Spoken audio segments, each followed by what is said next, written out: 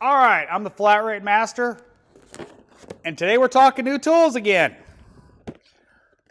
All right, obviously, I got some Gedore. Hopefully I'm pronouncing that right. But I got this set of open-end wrenches from Amazon, made by Gedore in Germany. And what caused me to buy these, and I'm going to give you a little warning, guys and gals. Amazon Prime on your work desktop is not probably a good idea. I was doing some AC work on a Honda, and I actually do not own a 27 millimeter. I've always wound up using a adjustable wrench. Well, so Andrew was over there, so I borrowed his. He's got a very similar set to this, and so I decided I was going to get a 27 millimeter wrench similar to this, because I really only use a 27 millimeter on Honda AC lines. Well, this wrench by itself was like 30 bucks from what I found on Amazon, and the whole set was 130. So, and this was not Prime, and in Germany, this was Prime and would be here in 2 days. So I went ahead and got it, and it is 6 millimeter up to 27. Now, one thing I really kind of like about this set is it's really thin. Like, it is probably a millimeter thinner than my snap-on wrench. So that might come in handy on Volkswagen calipers where they've got that tight tolerance and might actually be able to get in and break that loose without, not having to use a pair of vice grips instead of a wrench. But we'll see. I haven't done one yet, so I don't know. But I've used it once or twice, and I've been pretty impressed. I work on a lot of Europeans, so Europeans like German tools, so Germans and German tools go together. Next one up is we had a snap-on class here at the shop, and he went over diagnostic equipment and, tools and some pretty cool stuff as far as we did live scope training, stuff like that. And one of the things he had was this Breakout Box. Now, I've been looking to buy one of these, and all it is you plug into a DLC, and you can easily monitor the CAN network, any of the other networks on the system, the K-line, whatever, and it makes it really easy to help diagnose CAN network issues.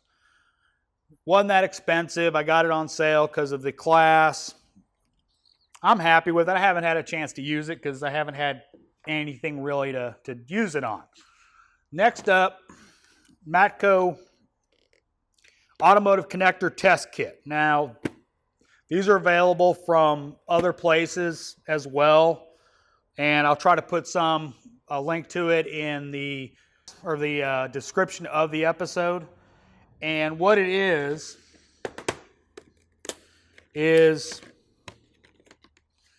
connectors for automotive connections.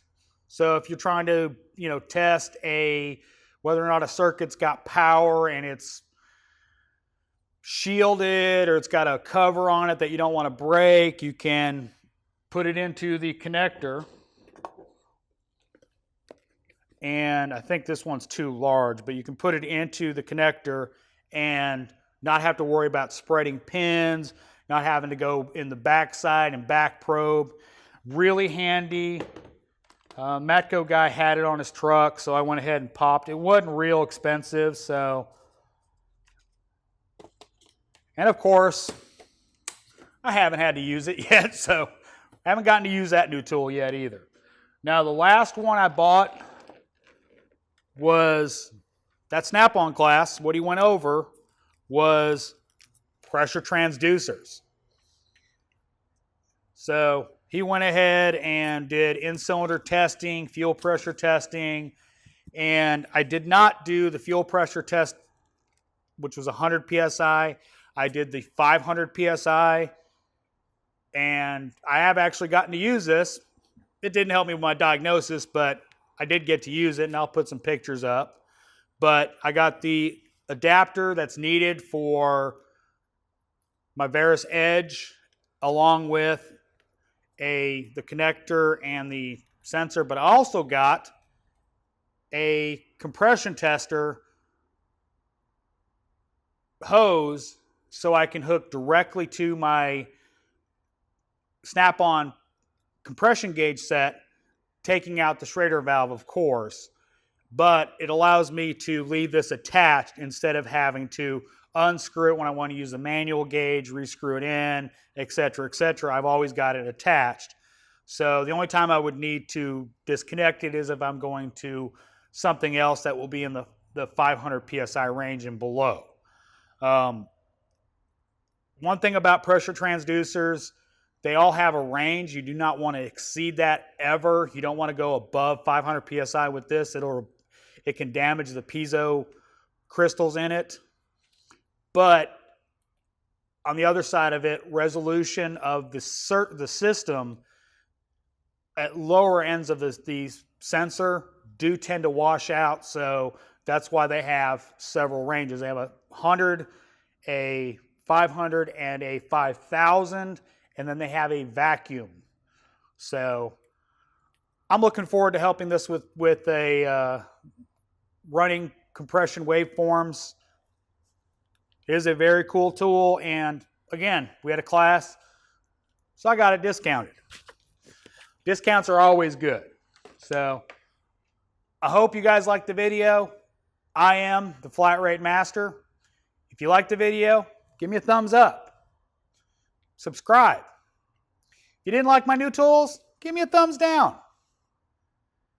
But as always, thanks for watching. I am the Flat Rate Master.